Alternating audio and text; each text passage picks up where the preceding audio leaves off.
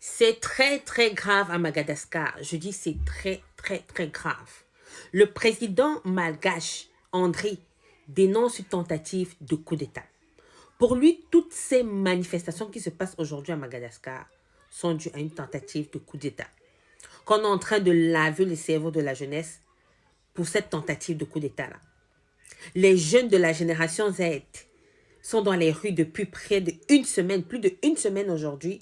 Ils sont en train de dénoncer des choses qui se passent en Madagascar, que le président ne tient pas compte de la vie des Malgaches. Il n'y a pas d'eau, il n'y a pas d'électricité. Ils souffrent.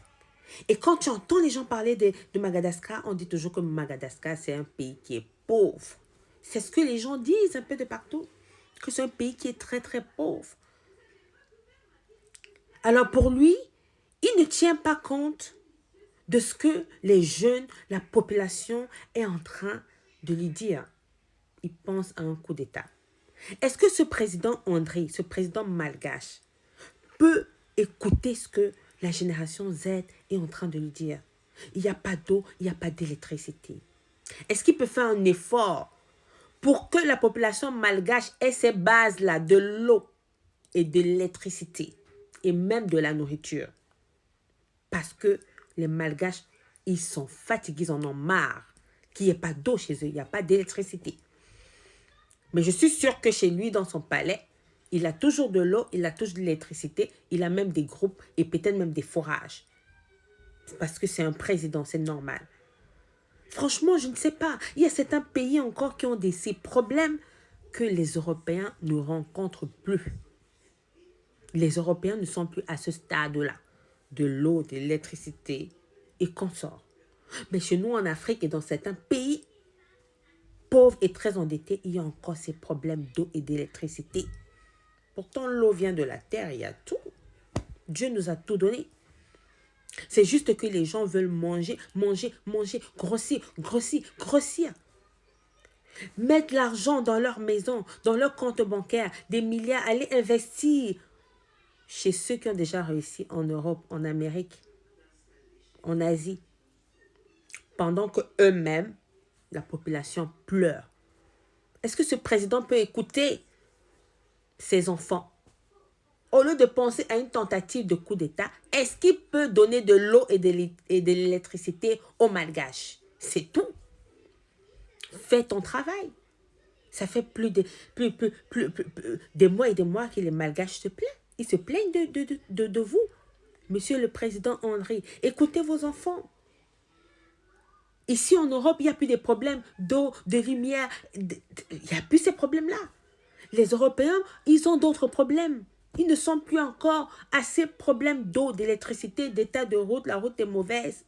Il n'y a pas à manger, tout ça. Est-ce que vous pouvez accepter de manger, mais manger avec les autres? Est-ce que vous pouvez accepter de manger, mais manger avec les autres? D'aider vos enfants. On ne peut pas aider tout le monde dans un pays, ça c'est impossible. Mais faites quand même le nécessaire. Faites le nécessaire. Pensez à vos enfants malgaches. Donnez-leur de l'eau, de l'électricité. C'est ce qu'ils demandent. Parce que je peux vous garantir que quand on est dans une zone qui n'y a pas d'eau, qui n'y a pas d'électricité, c'est très compliqué. Surtout pour les enfants qui vont à l'école. Le soir, il faut réviser. Surtout ceux qui ont des frigos dans leur maison, des congélateurs. Il faut garder la nourriture pour que ça puisse bien se conserver. Ah ben oui. Même si on dit qu'il y a coupure d'eau, d'électricité, il ne faudrait pas que ça soit récurrent. On va rester pendant une journée sans lumière, sans eau. C'est pas possible. Alors, au lieu de penser à une tentative de coup d'État, écoutez ce qu'ils ont dit et faites votre travail. Vous avez vu ici des Chinois.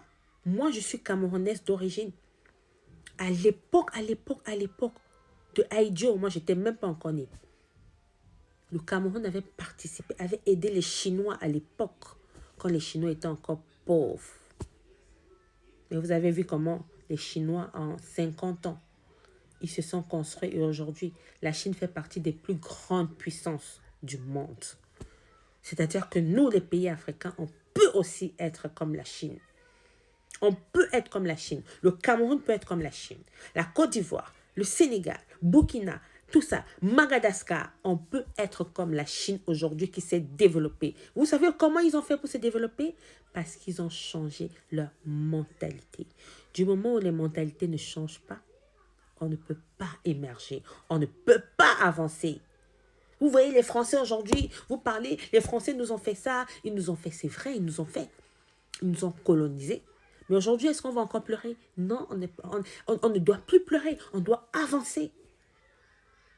Les Français vous ont colonisé. Mais regardez, eux, ils sont bien dans leur pays. Ils sont bien dans leur pays. C'est vrai, ils nous ont colonisés. Mais maintenant, est-ce qu'on va toujours regarder le passé? Non. Faisons comme la Chine, avançons. On n'oublie pas, mais on avance. On avance. Que la paix règne à Madagascar et que le président André puisse faire son travail comme il faut, tout comme nos présidents africains.